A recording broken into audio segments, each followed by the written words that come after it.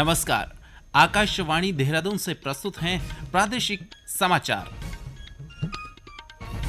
पहले मुख्य समाचार। उत्तराखंड में प्रस्तावित राष्ट्रीय खेल की तिथियों पर भारतीय ओलंपिक संघ ने मुहर लगाई। अगले साल 28 जनवरी से 14 फरवरी तक आयोजित होंगे राष्ट्रीय खेल। संसद के शीतकालीन सत्र में जारी गतिरोध को समाप्त करने पर सरकार और विपक्षी दलों के बीच सहमति बनी। मुख्य सचिव राधा रतूड़ी ने पेयजल योजनाओं में आम नागरिकों की संतुष्टि को सर्वोच्च प्राथमिकता देने के निर्देश दिए। उत्तराखंड वन विभाग बेहतर वन प्रबंधन के लिए कार्य योजना तैयार करने में आर्टिफिशियल इंटेलिजेंस का उपयोग कर रहा है। और देहरादून के जिलाधिकारी ने वरिष्ठ नागरिकों की समस्याओं के समाधान के लिए विशेष प्रयास करने के निर्देश दिए।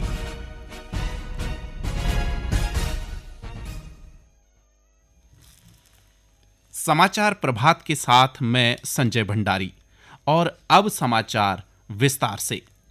उत्तराखंड में प्रस्तावित 38वें राष्ट्रीय खेलों की तिथियों पर भारतीय ओलंपिक संघ ने अपनी मुहर लगा दी है। राष्ट्रीय खेल पूर्व में निर्धारित तिथि 28 जनवरी से 14 फरवरी 2025 के बीच ही आयोजित किए जाएंगे। संघ के इस फैसले पर प्रदेश की खेल मंत्री रेखा आर्य ने खुशी जाहिर की है। उन्होंने कहा कि उत्तराखंड पहले से ही इन तिथियों के अनुसार अपनी तैयारी कर रहा था।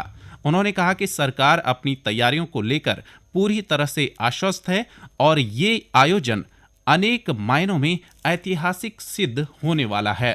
प्रदेश के लिए बहुत खुशी की खबर है कि जो पूर्व में तय तिथि थी राष्ट्रीय खेल के आयोजनों की, यानी कि 28 जनवरी, वह निर्धारित हो गई है, जिसके लिए भारतीय ओलंपिक संघ को विभाग के द्वारा भी पत्राचार किया गया और माननीय मुख्यमंत्री जी से भी इस परिप्रेक्ष्य में चर्चा गई। उनकी ओर से भी 28 तारीख को ही किए जाने की संस्तुति मिली थी और मैं इसके लिए भारतीय ओलंपिक संघ का बहुत धन्यवाद करती हूँ, जिन्होंने प्रदेश की मनसा को समझा और प्रदेश की तैयारियों को भी देखा, और उस विश्वास के लिए उनका बहुत आभार व्यक्त करती हूँ। निश्चित रूप से इस राष्ट्रीय खेल पर हम सब लोग बेहतरीन प्रदर्शन भी करेंगे, बेहतरीन आयोजन भी करेंगे।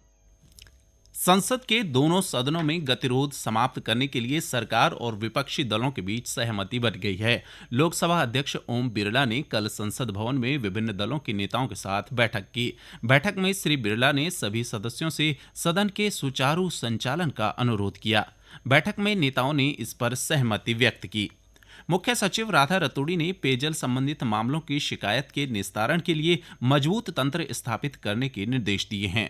उन्होंने पेयजल योजनाओं में आम नागरिकों की संतुष्टि को सर्वोच्च प्राथमिकता देते हुए इस क्षेत्र में बेस्ट प्रैक्टिसेज को अपनाने को कहा है। सचिवालय में अर्ध शहरी क्षेत्रों में विश्व बैंक से सहायता प्राप्त उत्तराखंड जल आपूर्ति कार्यक्रम की उच्चाधिकार प्राप्त समिति की बैठक में श्रीमती रतूड़ी ने जल आपूर्ति योजनाओं के सोशल ऑडिट को प्रभावी बनाने में विशेष रूप से स्थानीय महिलाओं को शामिल करने के निर्देश दिए। बैठक के दौरान मुख्य सचिव ने उत्तराखंड जल आपूर्ति कार्यक्रम के लिए परियोजना प्रबंधन परामर्श फर्म की समय सीमा विस्तार और इस कार्यक्रम की पर्यावरण ऑडिट पर प्रशासनिक और वित्तीय अनुमोदन दिया। इसके साथ ही उन्होंने उत्तराखंड जल आपूर्ति कार्यक्रम के लिए क्रियान्वयन पूर्णता और परिणाम रिपोर्ट के लिए परामर्श सेवाओं की नियुक्ति के लिए प्रशासनिक और वित्तीय स्वीकृति दी। देहरादून के जिलाधिकारी सविन बंसल ने पौंटा बल्लूपुर राष्ट्रीय राजमार्ग का निरीक्षण कर कार्य प्रगति को देखा। इस दौरान उन्होंने मसूरी बाईपास निर्माण की भी जानकारी ली और अधिकारियों को निर्माण कार्यों में तेजी लाने के निर्देश दिए। गौरतलब है कि आशा रोडी से झाजरा तक सड़क निर्माण योजना के लिए भूमि अधिग्रहित कर भारतीय राष्ट्रीय राजमार्ग प्राधिकरण NHAI को दी गई है। क्षेत्रीय निवासियों द्वारा अंडरपास की मांग किए जाने पर जिलाधिकारी ने NHAI के अधिकारियों को क्षेत्रीय ग्रामीणों से बैठक कर अंडरपास की व्यावहारिक मांग पर निर्धारित मानकों के अनुसार कार्यवाही करने के निर्देश दिए। राष्ट्रपति द्रौपदी मुर्मू आज नई दिल्ली में अंतर्राष्ट्रीय दिव्यांगता दिवस 2024 पर 33 अनुकरणीय व्यक्तियों और संस्थाओं को दिव्यांग व्यक्तियों को सशक्त बनाने के लिए राष्ट्रीय पुरस्कार प्रदान करेंगी। इस अवसर पर सामाजिक न्याय और अधिकारिता मंत्री डॉक्टर वीरेंद्र कुमार दिव्यांग व्यक्तियों के जीवन को समृद्ध बनाने के उद्देश्य से 16 परिवर्तनकारी पहलों का भी अनावरण करेंगे। ये पहल समावेशिता, नवाचार और प्रौद्योगिकी पर आधारित है, जो सशक्तिकरण के लिए विभाग की प्रतिबद्धता को मजबूत करती है। ये समाचार आकाशवाणी देहरादून से प्रसारित किए जा रहे हैं। उत्तराखंड वन विभाग बेहतर वन प्रबंधन के लिए कार्ययोजना तैयार करने में आर्टिफिशियल इंटेलिजेंस एआई का उपयोग कर रहा है। कार्ययोजना के मुख्य वन संरक्षक संजीव चतुर्वेदी ने बताया कि गढ़वाल वन प्रभाग की कार्ययोजना तैयार करने में पायलट आधार पर एआई का उपयोग शुरू किया है और शुरुआती परिणाम उत्साहजनक हैं। इसकी सहायता से विभाग को बेहतर जैव विविधता संरक्षण, टिकाऊ वन प्रबंधन और वनस्पति पर जलवायु परिवर्तन के प्रभाव की चुनौतियों से निपटने के लिए अच्छे विश्लेषण के साथ साथ प्रबंधन के तरीके भी मिले हैं। उन्होंने बताया कि जंगलों के प्रकार और वृक्ष प्रजातियों की संरचना के बारे में एकत्र किए गए क्षेत्र के आंकड़ों के आधार पर उन्नत एआई सॉफ्टवेयर के उपयोग से पारिस्थितिकी तंत्र के बारे में बेहतर विश्लेषण किया जा रहा है, जिससे प्राथमिकता वाली प्रजातियों और विशिष्ट प्रबंधन हस्तक्षेप की आवश्यकता वाले क्षेत्रों की स्पष्ट रूप से पहचान हो रही है।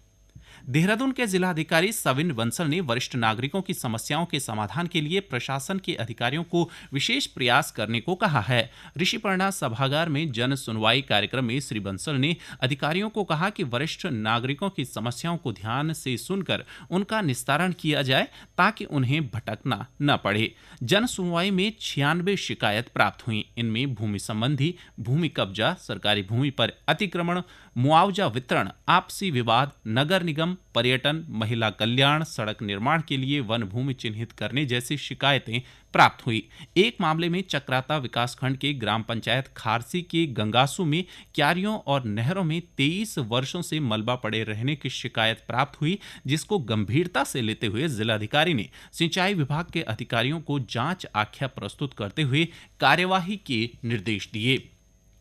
इस बीच राजधानी देहरादून में एक अनूठी पहल करते हुए पुलिस यातायात नियमों का उल्लंघन करने वाले युवाओं के खिलाफ कार्रवाई करने के साथ ही उनके अभिभावकों से भी फोन पर संपर्क कर रही है। जिले के वरिष्ठ पुलिस अधीक्षक अजय सिंह ने बताया कि यातायात नियमों का उल्लंघन करने वाले युवाओं के अभिभावकों से फोन के माध्यम से मौके पर ही अनुरोध किया जा रहा है कि वे अपने स्तर पर युवाओं की काउंसलिंग करें और उन्हें यातायात नियमों का पालन करने के लिए प्रेरित करें। आयुष क्षेत्र ने पिछले 10 वर्षों में वृद्धि दर्ज की है और वर्ष 2023 में इसका बाजार 43 अरब डॉलर से अधिक हो गया है। केंद्रीय ऊर्जा और नवीन तथा नवीकरणीय ऊर्जा राज्य मंत्री श्रीपद यसो नायक ने बताया कि सरकार आयुष क्षेत्र के विकास के लिए प्रतिबद्ध है। श्री नायक ने कहा कि अंतर्राष्ट्रीय योग दिवस अब दुनिया भर के अधिकतम देशों में मनाया जाता है। उन्होंने कहा कि निर्यात क्षेत्र भी वर्ष 2014 में लगभग 1 अरब डॉलर से बढ़कर वर्ष 2023 में 2 अरब डॉलर से अधिक हो गया है। अब एक नजर समाचार पत्रों की सुर्खियों पर। सरकार और विपक्षी दलों के बीच संसद की सुचारू कार्यवाही को लेकर बनी सहमति। इस खबर को लगभग सभी अखबारों ने मुख्य पृष्ठ पर स्थान दिया है। दैनिक जागरण का शीर्षक है, विपक्षी खेमे की दरार से टूटा गतिरोध। संविधान पर 13-14 को लोकसभा व 16-17 को राज्यसभा में चर्चा के प्रस्ताव से सहमति। वहीं अमर उजाला इस खबर पर लिखता है, सत्ता विपक्ष में पिघली बर्फ, आज से बेरोक टोक चलेगी संसद। लोकसभा अध्यक्ष ने बुलाई सर्वदलीय बैठक, गतिरोध खत्म करने पर बन गई सहमति। उत्तराखंड में 38वें राष्ट्रीय खेलों की तिथि पर आयोजन के लिए भारतीय ओलंपिक संघ की मुहर की खबर को अमर उजाला ने अपने मुख्य पृष्ठ में स्थान देकर लिखा है, उत्तराखंड में 28 जनवरी से 14 फरवरी तक होंगे 38वें राष्ट्रीय खेल, लगी मुहर। आईओए की हरी झंडी, 32 मुख्य और 4 प्रदर्शनी खेलों को किया शामिल।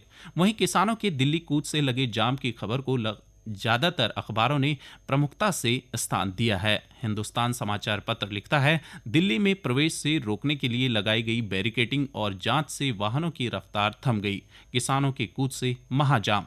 इसी खबर पर राष्ट्रीय सहारा लिखता है, किसानों का दिल्ली कूच लगा ब्रेक।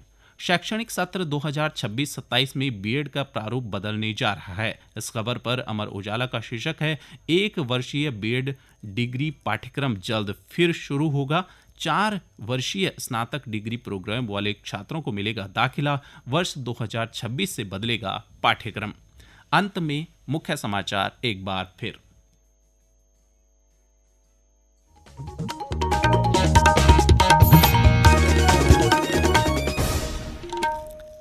उत्तराखंड में प्रस्तावित राष्ट्रीय खेलों की तिथियों पर भारतीय ओलंपिक संघ ने मुहर लगाई। अगले साल 28 जनवरी से 14 फरवरी तक आयोजित होंगे राष्ट्रीय खेल। संसद के शीतकालीन सत्र में जारी गतिरोध को समाप्त करने पर सरकार और विपक्षी दलों के बीच सहमति बनी।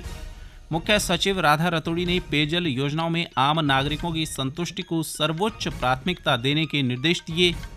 उत्तराखंड वन विभाग बेहतर वन प्रबंधन के लिए कार्ययोजना तैयार करने में आर्टिफिशियल इंटेलिजेंस का उपयोग कर रहा है।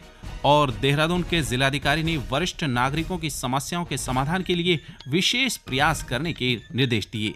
इसके साथ ही प्रादेशिक समाचारों का ये बुलेटिन समाप्त हुआ। नमस्कार।